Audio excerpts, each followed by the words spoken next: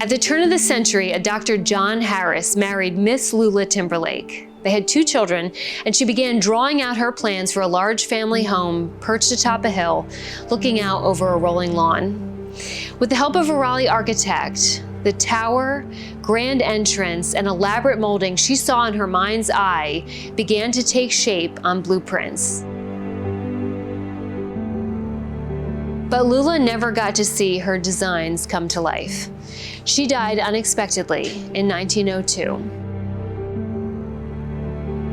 John, her husband, was so distraught by her sudden absence, but there was one part of her that he could still breathe life into: 312 East Mason Street.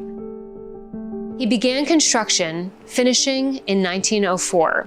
It became his medical office, and records found here years later revealed that many a Franklin County baby was born in this house. Ownership changed hands and then changed again until just recently, when the home was purchased for a major renovation that unfortunately cannot be completed. That means the Mason Street Manor is for sale again, and while the heavy lifting has been done for you, the new owner faces the same high responsibility John once did, finishing his bride's home exactly as she imagined it.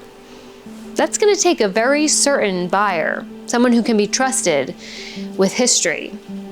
But first, let me show you inside to see the legacy that Lula left behind in her house built on love.